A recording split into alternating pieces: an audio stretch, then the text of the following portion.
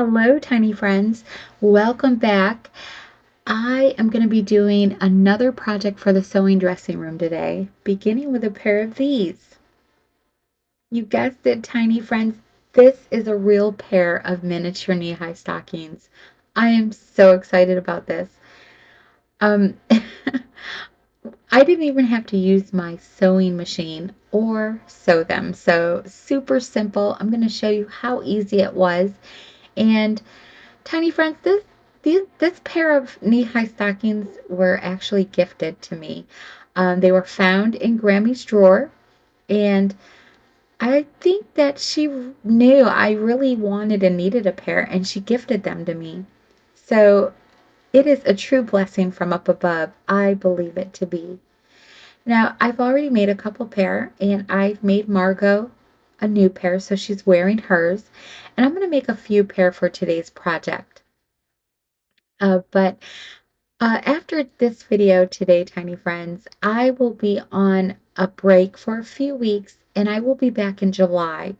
It is time to do Grammy service and much needed family time.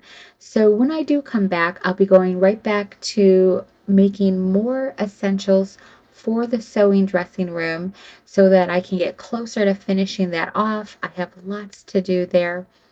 And I want to make some lights and lamps and switches and all that good stuff besides going along with the essentials that need to be put into place.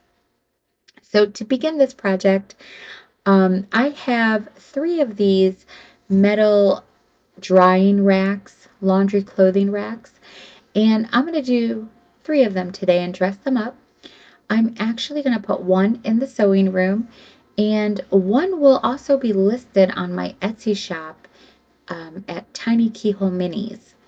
So this is going to be a fun project, and I'll show you what I do to it.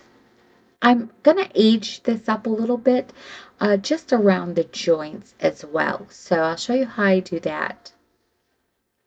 So to begin with, um, I pretty much eyeballed this, but for the purpose of the video, I am going to use a white gel pen. Now, I really don't recommend using a white gel pen, but if you do want to try this and you are using one, just make sure that that's going to be covered in the seam because it's going to bleed through and you may be able to see it if it's not folded in the seam that I'm going to make. I'm beginning about a 1/4 inch down, and this 1/4 inch on the top part is actually going to be a seam that's going to create the band that goes around the top of the stocking. So the measurements for this are about 2 1/4 inches long. And I am also, if you notice, I am marking the sides that are folded. So you don't want to start in the middle. Use the sides that are folded. It'll give you 2 pieces, and you'll just have to glue along one side for the seam. So it works out perfectly. I'm just sketching out a stocking shape. I'm not really emphasizing a heel. Um, I'm going to sketch it a little larger, but I'm going to bring it in a little closer. So I'm just sketching out a piece, and this is actually all trial and error now. Since I made these before, it's given me a little bit of a direction to go in, but since I made a few on these stockings, I have a full direction to go in now with making these. So I'm beginning quite large, but you can see I'm bringing it in, and I'm also bringing it closer towards the bottom. So it ends up to be about a 1/2 of an inch wide. So 2 1/4 inches in length, 1/2 of an inch wide, and I'm just trimming right along the white gel pen, trying to cut most of that out of there. The rest will be folded in the seam.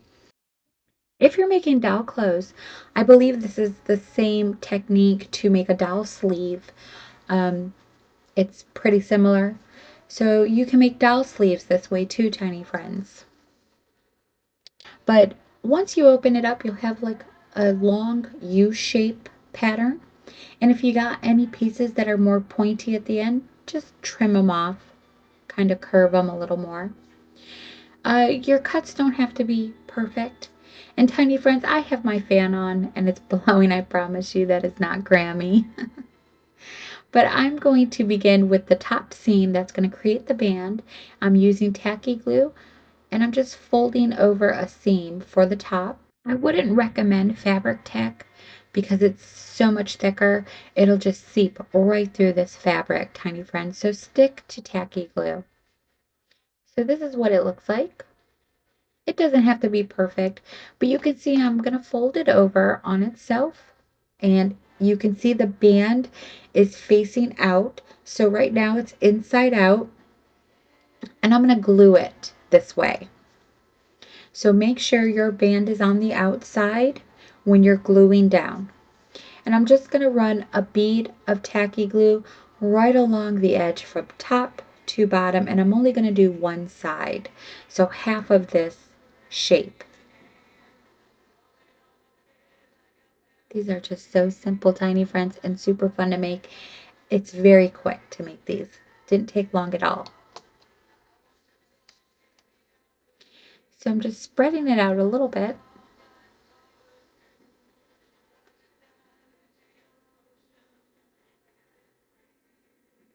And I'm actually right on the edge of this one, but some of them I do a little bit in more because some of them needed a little bit more of a trimming.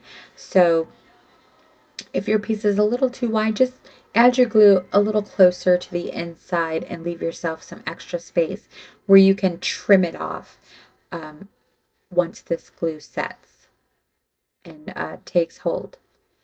So once I get enough glue on here, I'm just going to fold it right in half. I'm going to meet the edges so that they're nice and even, and I'm just pressing down.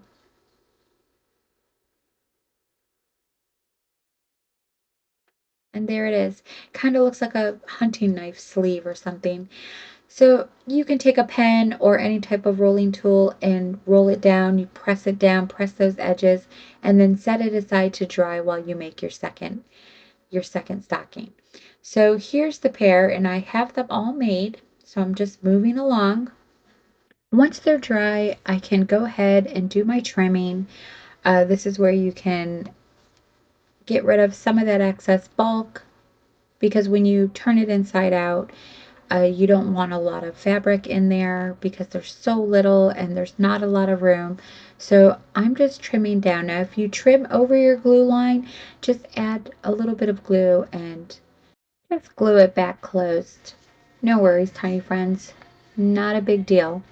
I've had to glue down some of the seams that I have cut open. So that's an easy peasy fix.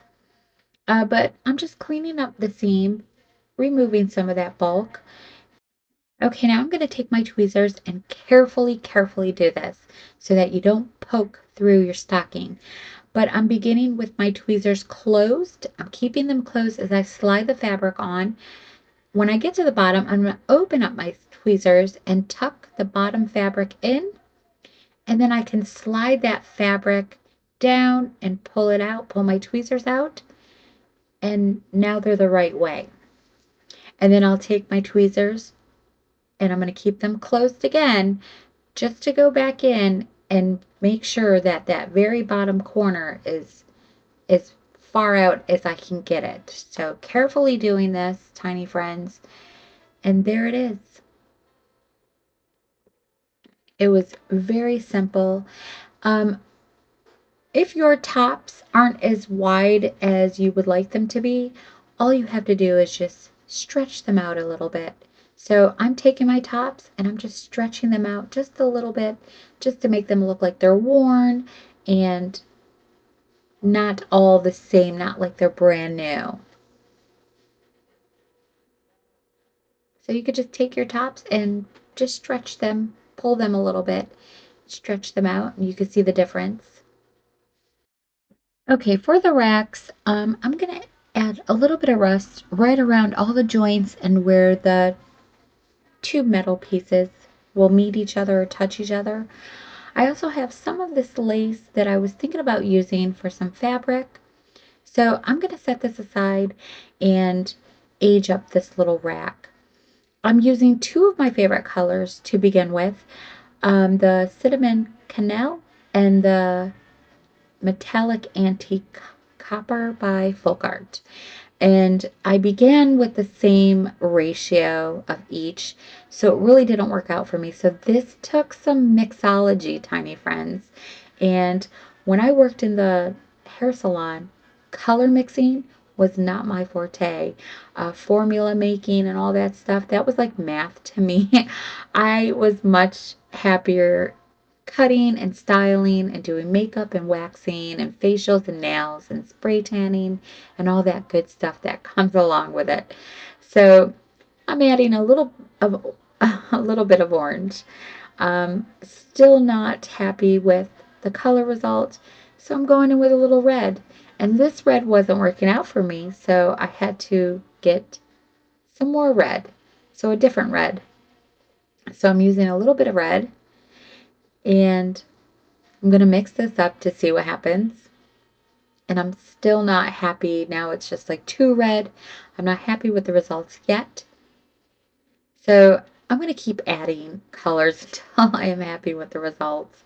And I think I added more orange and some yellow. I'm adding more copper here now, and I've added too much, so now it's more brown. So it did take a little while, but I finally got something that I was happy and I could work with.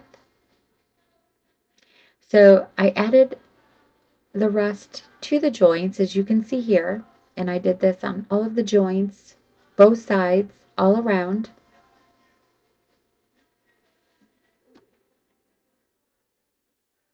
And all three are finished. And now I'm going to work on some fabric. But this is what they look like.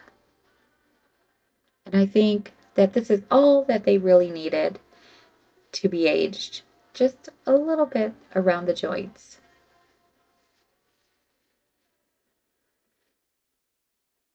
Okay, so for the fabric, because this is lace, I'm actually just going to cut um, two panel parts. I love this lace. I have used it for so many projects. I've used that little border trimming for the shades in the house, and I've used this stuff on so many projects.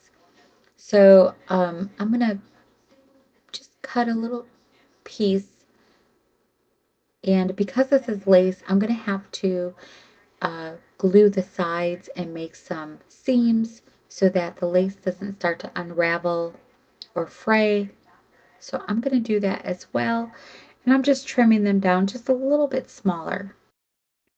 Once I get my pieces cut, I'm just going to seam the edges with fabric tack because it's a stiffer kind of fabric and that's going to hold it better. Moving on to the vintage hangers, I was searching on Pinterest for 1930s vintage hangers and came across some that looked very similar to these. They had these fabric covers on them with prints, and I thought it was a perfect idea because it would hide my imperfect wire work. So these are what I made, and I'll show you how I did it. I'm going to make a couple more. And I started off with about 6 inches of this copper wire, which was super simple to bend with my fingers, although I did use some wire cutters as well, or some pliers. So I've got about 6 inches here, and I'm just beginning to curve the ends. Not very sharp, but almost like an elbow.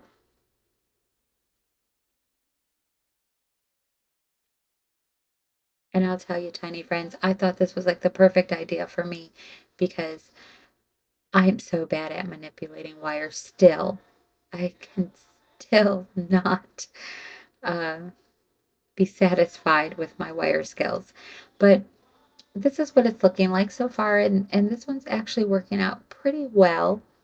So once I got these two pieces shaped kind of like a rounded edged triangle, I'm going to pinch the top two, and I'm making sure that it's kind of in the middle because if you don't get it right in the middle and you don't hold it tight enough, it's going to shift over. I have a couple of mine that are a little uneven, but That's okay for me. I've twisted it about 3 or 4 times, and I've twisted the two pieces together at the same time to get a more even twist.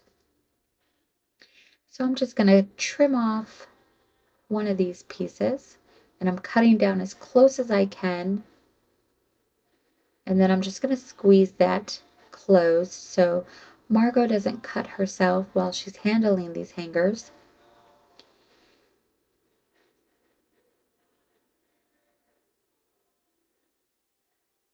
And then I'm going to take the top piece and I'm just going to curve it around my finger and shape it to the hook. And once I'm happy with that, I'm going to trim off the excess and just straighten it a little bit. And there it is. And this one is probably the best one that I have made.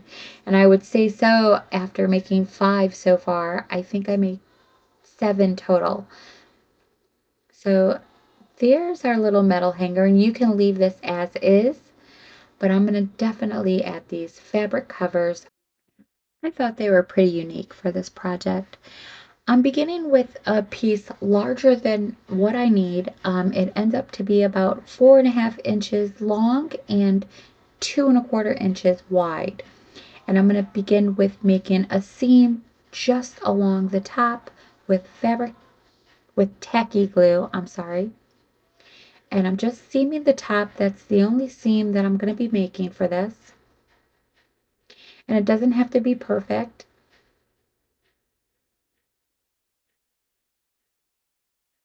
Once I get that seam done, I'm going to lay my hanger down and I'm facing it towards the right because the way I'm hanging them, I want the back of it facing like towards the back. So I'm just adding a little bit of I don't know why I want to keep saying fabric tack. A little bit of tacky glue along the top and right down in the middle. And then I'm folding it over. I'm making sure that I'm pushing the hanger up as far as it'll go and that my other flap will fold over the same way, and I kind of want them to meet in the middle and touch each other. And this is where the seams are going to meet each other. So if your piece isn't big enough, you won't be able to fold it into a full triangle and get your two seams to actually touch each other. So I had to have plenty of excess to get it to fold this way. So I'm folding into a triangle, I'm pressing down and just giving that glue a minute to take hold. This is what it looks like.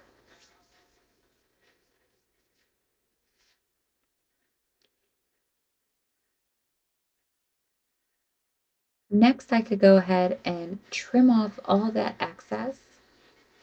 And it seems like it might be a waste, but it really won't be because I'll be able to use this piece on other things as well. So I'm trimming down, not quite to the metal, but I'm leaving a little bit of excess, and I'm going to trim around the ends and curve them so they're not pointy.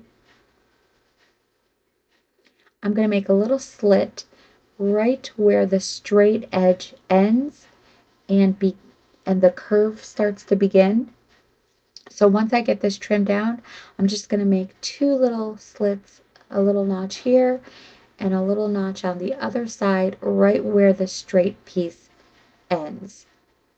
I'm going to add some fabric tack, and this is going to be the front of the hanger. And I'm sorry, I did it again. I'm adding tacky glue. I'm working with tacky glue, tiny friends. I'm just folding it over and tucking it in and gluing it down. And that's the front part. Now for the back, I'm going to do one side at a time.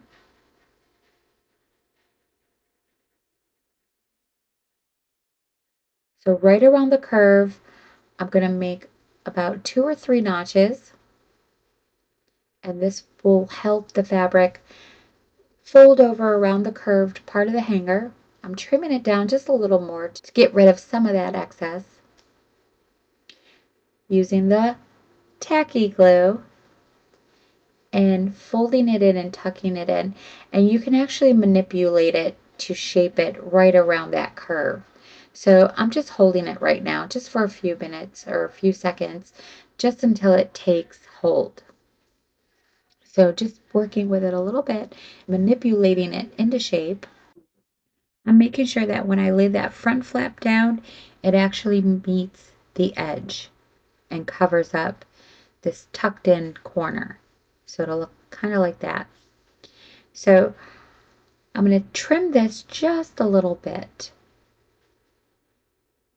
And then I'm going to add some tacky glue. I'm going to fold it over on itself before gluing it down to the back and just creating a little seam. And I'm making sure that I'm folding it so that it lines up with the bottom of the hanger, so there's nothing hanging over. So once I get that folded up and it's nice and even with the back side, or the front side, I'm sorry, I'm going to add a little more glue. I'm just going to go right with the glue. And then just close it down, and I'm just going to pinch it closed for a little bit until the glue takes hold, making sure that it's nice and even and you don't see any excess hanging over. This is what it looks like. I've skipped ahead and finished it off. And this one really is like a really good one. I think this one is the best one that came out. So here it is. I'm going to go ahead and make one more. And that's what that one looks like. Kind of looks like a Gucci bag or something. So for these pieces, they're already finished. I'm going to go ahead and create some seams along these pieces. And then I also have some of these. Now, picking fabric for me can be a very tough thing. So I just picked some of the pieces that I had laying on the top of my bins. I made it real simple for me. So these are the pieces that I'm going to be using. And for that beige piece, it kind of looked like some sort of material Margot may use to make herself a slip with. So that's what I was thinking when I chose that one. But I'm just folding over some seams right along all of the edges on this piece. And this is a more stiffer fabric. So I'm going to add some heat and use my clover iron just to seal that glue and fuse it shut, flatten it out just a little bit more. I'm going to do this to all the sides and all the pieces. Once my pieces are all prepared, I am going to take my fabric tack and add them all to the rack.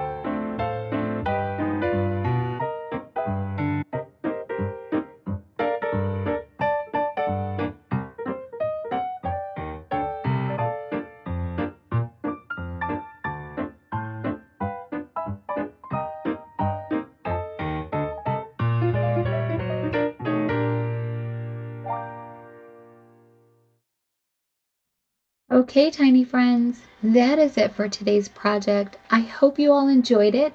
If you have, please let me know in the comments below what you thought. Also, don't forget to hit that top bell notification button if you've already subscribed, or if you are planning to subscribe to my channel. I would really appreciate it. But definitely hit that top bell notification button to be notified when I come back, and also every time I upload a new project. I want to thank you all for joining me, and thank you so much for subscribing. I love it so much and I appreciate it so much.